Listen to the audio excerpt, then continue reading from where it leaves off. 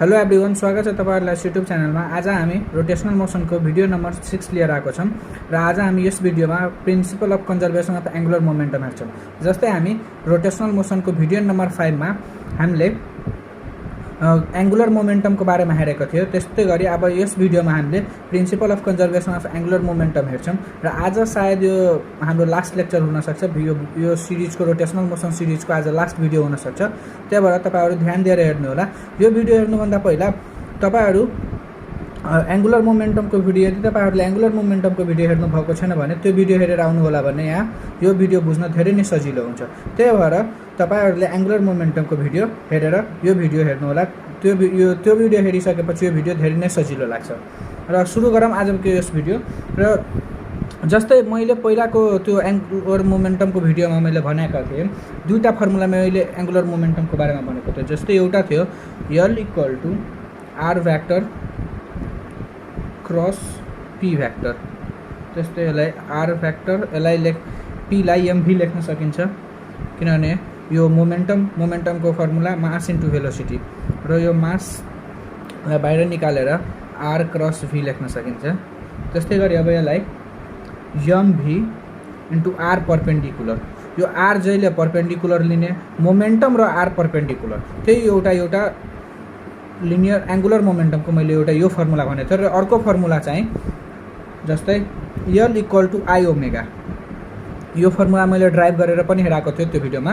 र यो पोइन्ट मासको लागि हुन्छ, यो सबै जति पोइन्ट मासको लागि यो फर्मुला लगाउन सकिन्छ किनभने मैले हरेक पार्टिकलको लागि त्यहाँ पोइन्ट मासको लागि यो फर्मुला लगाएर त्यहाँ यो फर्मुलाबाट मैले यसलाई ड्राइभ गरेँ, यो फर्मुलाबाट यसलाई ड्राइभ गरेको थिएँ। त्यस्तै गरी यो एउटा रिजिड बडीको लागि यो फर्मुला एउटा रिजिड बडीको लागि एप्लाई गर्न सकिन्छ।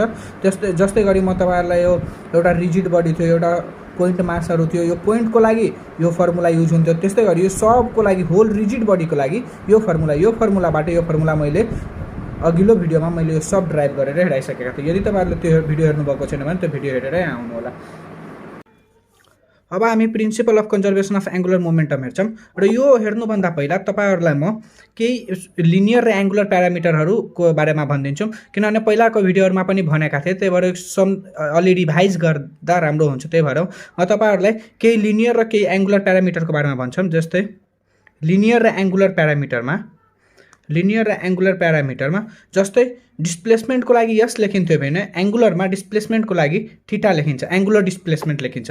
त्यस्तै गरी लिनियरमा भेलोसिटीलाई v लेखिन्थ्यो भने एंगुलरमा भेलोसिटीलाई ओमेगा लेखिन्छ। र लिनियरमा जस्तै एक्सिलरेसनलाई a लेखिन्थ्यो भने एंगुलरमा एक्सिलरेसनलाई अल्फा लेखिन्थ्यो। त्यस्तै गरी लिनियरमा मासलाई m लेखिन्थ्यो भने एंगुलरमा मासलाई i, moment of inertia i लेखिन्थ्यो। र जस्तै angular momentum linear momentum p लेखिन्थ्यो भने लिनियर टर्ममा मोमेन्टमलाई p लेखिन्थ्यो भने एंगुलर टर्ममा एंगुलर मोमेन्टमलाई l लेखिन्छ। त्यस्तै गरी अब यो प्यारामिटरहरु तपाईहरु बुझ्नुभयो भने अझै सजिलो हुन्छ। त्यही भएर अब हामी principal of conservation of angular momentum हेर्छौं र त्यो हेर्नुभन्दा पहिला त हामी जाम न्यूटन्सको सेकेन्ड लमा। न्यूटन्स सेकेन्ड लमा दुईटा कन्डिसनमा हामी हेर्छौं, एउटा लिनियरमा र हाम्रो रोटेशनलमा। लिनियरमा र रोटेशनल। यो न्यूटन्सको सेकेन्ड ल लिनियर मोसनमा र रोटेशनल मोसनमा हेर्छौं। र जस्तै यो force F = del P/del T, यो न्यूटन्सको सेकेन्ड ल, यो न्यूटन्सको सेकेन्ड ल हो लिनियर प्यारामिटरमा। र जस्तै यसलाई अब F भ्याक्टर = dP भ्याक्टर/dt लेख्न सकिन्छ। र यो फोर्स जुन डाइरेक्सनमा हुन्छ त्यही डाइरेक्सनमा यो चेन्ज इन लिनियर मोमेन्टम त्यही डाइरेक्सनमा हुन्छ। यानी कि जुन डाइरेक्सनमा यो फोर्सको जुन डाइरेक्सन हुन्छ त्यही डाइरेक्सनमा यो linear momentum change in linear momentum त्यही डाइरेक्सनमा हुन्छ। र यसलाई अब रोटेशनलको टर्ममा लेख्दाखेरि फोर्सलाई त टर्क लेखिन्छ, torque = del P change in linear momentum, र लिनियर मोमेन्टमलाई del L/del T लेखिन्छ यो रोटेशनलको टर्ममा। त्यस्तै गरी यसलाई अब टर्क = dL/dt लेख्न सकिन्छ। यो फोर्स जहिले पनि एक्सटर्नल हुन्छ, त्यस्तै गरी यो टर्क पनि एक्सटर्नल हुन्छ। र त्यो हामीलाई यो कुरा थाहा छ, जस्तै यो फोर्स जुन डाइरेक्सनमा लाग्छ त्यही डाइरेक्सनमा यो मोमेन्टम चेन्ज हुन्छ। त्यस्तै गरी यो रोटेसनलमा पनि यो टर्क जुन डाइरेक्सनमा लाग्छ त्यही डाइरेक्सनमा यो एङ्गुलर मोमेन्टम चेन्ज हुन्छ। र यति हो यो न्युटन सेकेन्ड ल हुन्छ। र यही अब यसकै कारण यो principal of conservation angular momentum कसरी कन्जर्भ हुन्छ र यो प्रिन्सिपल के हो त्यो हामी हेर्छौँ। जस्तै अब त्यो लिनियर कोट्टामा हेरौँ, force external equal to dp upon dt हुन्छ।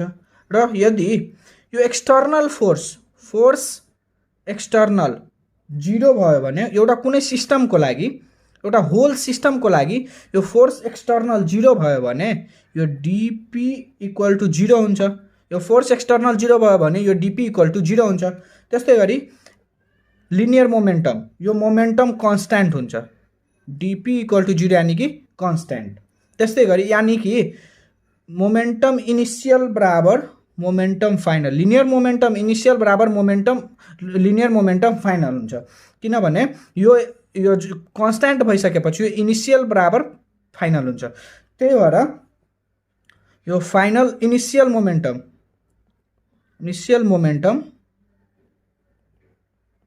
Equal to final momentum. यो होल सिस्टमको लागि, एउटा पुरा सिस्टमको लागि यो पुरा सिस्टमको लागि initial momentum equal to final momentum हुन्छ। त्यस्तै गरी यो जब यो फोर्स एक्सटर्नल यो सब लिनियरको टर्म अब यही लिनियरको टर्म अब ठ्याक्कै यसलाई के भन्छ एङ्गुलरको टर्ममा यानी रोटेसनल मोसनको टर्ममा पनि लेख्न सकिन्छ। र त्यस्तै गरी यो अब कसरी लेख्ने रोटेसनलको टर्ममा त्यो अब हामी हेर्छौँ। अब यसलाई सेम लोजिक लगाएर रोटेसनलको केसमा पनि लेख्न सकिन्छ। जस्तै अब त्यहाँ फोर्स एक्सटर्नल हुन्थ्यो भने यहाँ टर्क एक्सटर्नल, जस्तै म तपाईँहरूलाई हराउँछु, फोर्स एक्सटर्नल बराबर dp अपन dt। जस्तै यहाँ फोर्स एक्सटर्नल 0 भयो भने dp इक्वल टु 0 हुन्थ्यो, यानी कि मोमेन्टम कन्स्ट्यान्ट।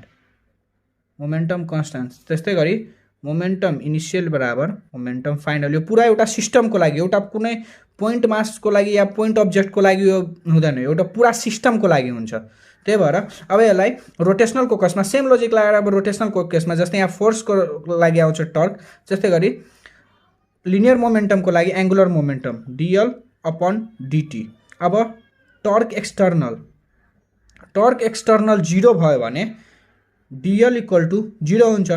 त्यही भएर अब dl इक्वल टु 0 भयो भने l इक्वल टु कन्स्ट्यान्ट, यानी कि angular momentum initial equal to angular momentum final. र यो पुरा सिस्टमको लागि, यो एउटा सिस्टमको लागि। त्यस्तै गरी यो li इक्वल टु lf, यानी कि इनिसियल इक्वल टु फाइनल, यानी कि यो कन्जर्भ भयो। त्यही भएर यही हो principle of conservation of angular momentum यानी कि कुनै in the absence of external torque, यसको स्टेटमेन्ट हुन्छ in the absence of external torque whole angular momentum is constant. यही हाम्रो principle of conservation of angular momentum हो। अब हामी यसको प्रिन्सिपल अफ एङ्गुलर मोमेन्टमको कन्जर्भेसन अफ एङ्गुलर मोमेन्टमको प्रुफ हेर्छौँ। र त्यो प्रुफ जस्तै हामी एउटा लास्ट भिडियोमा हामीले रिलेसन बिट्विन एङ्गुलर मोमेन्टम र टर्कको बारेमा हामीले हेरेका थियौँ। जस्तै अब त्यस्तै गरी यसलाई पनि प्रुफ गर्न सकिन्छ। यसको प्रुफ हेर्छौँ हामी। प्रुफ जस्तै अब सुरु गरौँ हामी त्यहाँ एङ्गुलर मोमेन्टमबाट l equal to i omega, यो हामीले प्रुफ पनि गरेका थियौँ। र l इक्वल टु i ओमेगालाई अब डिफ्रेन्सिएट गरिदिउँ, differentiate with respect to time टीबाट। त dl by dt equal to i constant भयो, त्यही भएर i बाहिर आयो into d omega by dt। र यो dl by dt equal to i, योलाई d ओमेगा बाई dt के हुन्छ, change in angular velocity upon change in time acceleration हुन्छ। जस्तै लिनियर मोसनमा change in velocity upon change in time acceleration, त्यस्तै गरी change in angular velocity upon change in time यानी कि एङ्गुलर एक्सिलेसन भनेको अल्फा। त्यही भएर dl अपन dt, र यो i अल्फा भनेको के, टर्क टाउ, किनभने टाउ इक्वल टु आई अल्फा, यसको पनि हामीले यो टर्कको भिडियो गराएका थियौँ, यो टर्कमाथि पुरा एउटा भिडियो गराएका थियौँ। त त्यसमै हामीले टाउ इक्वल टु आई अल्फा पनि प्रुफ गरेका थियौँ। त्यस्तै गरी अब यो टर्क कुन, यो टर्क एक्सटर्नल, यो टर्क जहिले पनि एक्सटर्नल हुन्छ। त्यही भएर अब यहाँ torque if torque equal to 0, अब यो टर्क एक्सटर्नल 0 भयो भने dL by dt equal to 0 हुन्छ। जस्तै यो dL by dt equal to 0 भयो भने त्यही भएर डिएल इक्वल टु कन्स्ट्यान्ट, यानि कि यल इक्वल टु कन्स्ट्यान्ट, र हामीलाई थाहा छ L equal to I omega, त्यही भएर यसलाई L initial equal to L final लेख्न सकिन्छ। यो कन्जर्भ भयो, यो लिनियर मोमेन्टम कन्जर्भ भयो, त्यही भएर यसलाई अब L equal to I omega, त I1 I2 equal to I1 omega 1 equal to I2 omega 2 बराबर I3 ओमेगा 3 डट डट गरेर IN ओमेगा n लेख्न सकिन्छ। त्यस्तै गरी यो यही हो principle of conservation of angular momentum, यसलाई एङ्गुलर मोमेन्टमको कन्जर्भेसन भनिन्छ। जस्तै अब हामीलाई बुझ्नुपर्ने सिम्पल यसमा बुझ्नुपर्ने कुरा हो dL by dt equal to torque हुन्छ, र यो टर्क 0 भयो भने डिएल इक्वल टु कन्स्ट्यान्ट हुन्छ, र डिएल इक्वल टु कन्स्ट्यान्ट भइसकेपछि I1 omega 1 equal to I2 omega 2 हुन्छ। यही हो main principle of conservation of angular momentum, यानि कि यसको स्टेटमेन्ट पनि यही हो, in the absence of external torque angular momentum is conserved. यही हो मेन यसमा बुझ्नुपर्ने यति कुरा। केही सर्ट क्वेसनहरू हेर्छौँ र त्यो सर्ट क्वेसनहरूलाई सल्भ गर्छौँ। एउटा कुरा भन्न बिर्सेछु, तपाईँहरू जस्तै अब यो रोटेसनलको टर्ममा कुनै एउटा एक्सिसको एबाउटमा रोटेट हुन्छ। त्यही भएर यो टर्क एबाउट एक्सिस 0 भयो भने टर्क एबाउट एक्सिस लिनु, टर्क एक्सिसको एबाउटमा लियो भने टर्क एक्सिसको एबाउटमा 0 भयो भने L about axis equal to constant हुन्छ। यो रोटेसनल मोसनमा यही हो मेन, किनभने रोटेसनल मोसनमा कुनै एउटा एक्सिसको एबाउटमा लिन्छ। त्यही भएर टर्क एक्सिसको एबाउटमा 0 भयो भने यो लिनियर मोमेन्टम अथवा एङ्गुलर मोमेन्टम एक्सिसको एबाउटमा कन्स्ट्यान्ट हुन्छ र त्यो कन्जर्भ हुन्छ। यही हो यसमा अब बुझ्नुपर्ने कुरा। जस्तै अब यहाँ हामी पहिलो इक्जाम्पल हेरौँ। यो इक्जाम्पलमा छ सर्ट क्वेसन हेरौँ। A man standing on the turntable extends his hand suddenly what happens. अब एउटा मान्छे एउटा कुनै टर्निङ टेबलमा उभिएर आफ्नो ह्यान्डलाई एक्सटेन्ड गरिरहेछ, आफ्नो ह्यान्डलाई फल्काइरहेछ, त त्यतिखेर त्यहाँ के हुन्छ। र अब हामी यसको सल्युसन हेर्छौँ र यसमा भनिरहेछ अब यसमा जस्तै moment of inertia I equal to MR हुन्छ, यानि कि ह्यान्डलाई एक्सटेन्ड गर्यो भने यसको radius I is directly proportional to M र I is directly proportional to R हुन्छ। जस्तै हातलाई एक्सटेन्ड गर्यो भने ह्यान्डलाई एक्सटेन्ड गर्यो भने यसको रेडियस इन्क्रिज हुन्छ, यानि कि आई इन्क्रिज हुन्छ। जति रेडियस इन्क्रिज भयो भने आई इन्क्रिज हुन्छ। त्यस्तै गरी र हामी कन्जर्भेसन अफ एङ्गुलर मोमेन्टम लगाउँछौँ यहाँ I omega equal to constant, यानि कि आई इन्क्रिज भयो भने ओमेगा डिक्रिज हुन्छ। यही त हुन्छ conservation of angular momentum. Angular momentum यो एउटा इन्क्रिज भयो भने अर्को डिक्रिज हुन्छ, त्यही भएर त एङ्गुलर मोमेन्टम कन्जर्भ हुन्छ। त्यही भएर यो I moment of inertia I increase भयो। आई किन इन्क्रिज भयो? किनभने यसको रेडियस इन्क्रिज हुन्छ र रेडियस इन्क्रिज हुनको कारण आई इन्क्रिज भयो, र आई इन्क्रिज भएर यसको ओमेगा डिक्रिज हुन्छ। त्यही भएर यो जब एउटा टर्निङ टेबलमा यो मान्छे आफ्नो ह्यान्डलाई एक्सटेन्ड गर्छ त्यसको स्पिड, घुम्ने स्पिड, त्यसको एङ्गुलर स्पिड ओमेगा कम भइहाल्छ। अब हामी यो एउटा स्पिन डान्सरको केसमा हेर्छौँ। जस्तै अब स्पिन डान्सरले के गर्छ, आफ्नो ह्यान्डलाई फोल्ड गरेर घुम्छ र आफ्नो ह्यान्डलाई एक्सटेन्ड गरेर घुम्छ। त्यस्तै गरी जब वाइल फोल्डिङ ह्यान्ड्स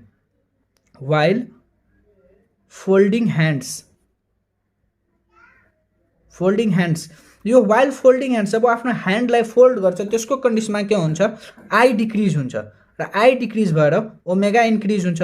त्यही भएर स्पिन डान्सरलाई जब हात आफ्नो फोल्ड गरेको बेलामा त्यसको ओमेगा इन्क्रिज हुन्छ। त्यही भएर त्यो आफ्नो जब त्यसले ह्यान्ड फोल्ड गरेको हुन्छ त्यतिखेर त्यसलाई डान्स गर्न र घुम्न धेरै सजिलो हुन्छ, किनभने त्यसको ओमेगा इन्क्रिज भएको हुन्छ।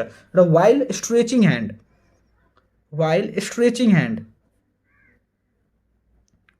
while stretching hand, यसको कन्डिसनमा के हुन्छ भने आई इन्क्रिज हुन्छ, आई इन्क्रिज भएपछि ओमेगा डिक्रिज हुन्छ र ओमेगा डिक्रिज हुन्छ किनभने यो अरु I omega equal to constant हुन्छ, I omega equal to constant हुन्छ। त्यही भएर यतिखेर जब आफ्नो हातलाई स्ट्रेच गरिरहेको हुन्छ त्यतिखेर त्यसलाई स्पिन, त्यसको ओमेगा, त्यसको एङ्गुलर भेलोसिटी डिक्रिज भएको हुन्छ र यो स्पिन डान्सरको केसमा यस्तै हुन्छ। अब हामी थर्ड इक्जाम्पल हेरौँ। If the earth is struck by meteoroids the earth will slow down slightly, यानि कि अर्थमा मेट्रोइड्सले स्ट्रक गर्छ, यानि कि मेट्रोइड्स झर्छ, त्यतिखेर अर्थ स्लो डाउन किन हुन्छ, अर्थ स्लो किन हुन्छ, यो हेर्छौँ, यो यसको सल्युसन हेर्छौँ। किनभने जतिखेर यो अर्थ मेट्रोइड्स अर्थमा झर्छ त्यतिखेर यो अर्थमा बस्छ र अर्थमा बस्दाखेरि अर्थको मास इन्क्रिज गरिदिन्छ, अर्थको मास इन्क्रिज गरिदिन्छ। हामीलाई थाहा छ I equal to MR square, sorry म सायद त्यो अघिल्लो इक्जाम्पलमा आर मात्र एमआर मात्र लेखेको थियो होला, त्यहाँ यो I equal to MR square हुन्छ र यहाँ एमआर स्क्वायरलाई अब यहाँ मास इन्क्रिज हुन्छ, मास इन्क्रिज भएपछि moment of inertia I increase हुन्छ र moment of inertia I increase भएपछि हामीलाई थाहा छ I omega equal to constant, principle of conservation of angular मोमेन्टमलाई I omega equal to constant, यानि कि आई इन्क्रिज भयो, आई इन्क्रिज हुँदाखेरि ओमेगा डिक्रिज हुन्छ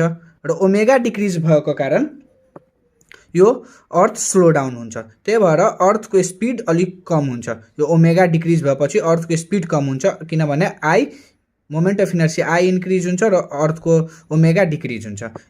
यसरी नै यो सल्भ हुन्छ 3 नम्बरको इक्जाम्पल। र अब नेक्स्ट इक्जाम्पल एउटा डाइभरको कुरा गर्छौँ हामी।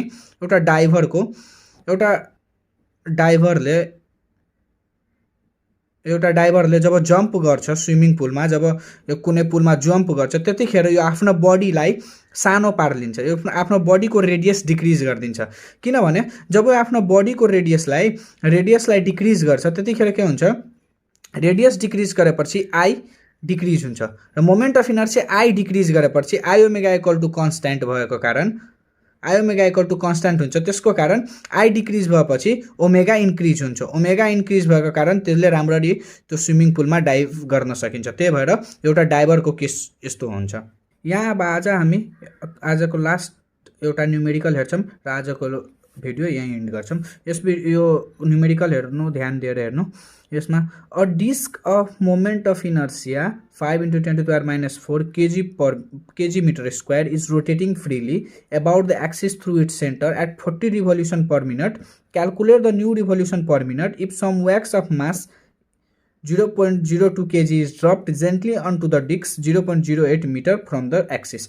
यानी कि नयाँ रिभोल्युसन पर मिनट निकाल्नुपर्छ जसमा केही व्याक्स मास यति भएको ड्रप्ड गरिएको छ एउटा डिस्कमा र यसलाई अब यसको सल्युसन हेरौँ।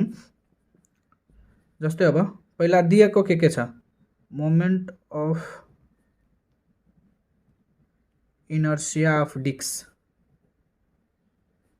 I equal to 5 × 10⁻⁴ kg meter square।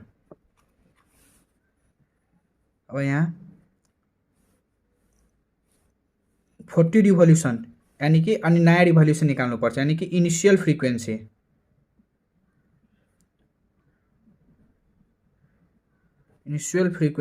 f1 equal to 40 revolution per minute. यसलाई रिभोल्युसन पर सेकेन्डमा चेन्ज गर्नु पर्दैन किनभने नयाँ रिभोल्युसन पर मिनटमै निकाल्नुपर्छ, त्यही भएर यसलाई रिभोल्युसन पर सेकेन्डमा नचेन्ज गर्दा हुन्छ। अब मास अफ व्याक्स यम दिएको छ 0.02 kg। distance from the axis r equal to distance from the axis भनेको छ r equal to 0.08 meter। अब यहाँ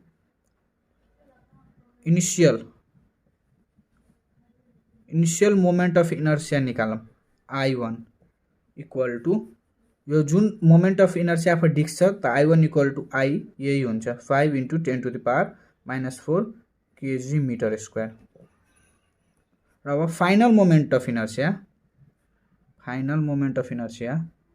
I2 निकाल्नलाई यसमा व्याक्स पनि एड भएको छ, त्यही भएर यो initial moment of inertia plus यो व्याक्सको पनि मोमेन्ट अफ इनर्सिया दुवै जोडेर यसको फाइनल मोमेन्ट अफ इनर्सिया आउँछ। त्यही भएर I2 equal to I plus IW यानी कि I wax, moment of inertia of व्याक्सको पनि त I यो दिएकै छ 5 × 10⁻⁻4 प्लस अब I व्याक्सको लागि हामी mr व्याक्स W स्क्वायर यो मोमेन्ट अफ इनर्सियाको फर्मुला हुन्छ।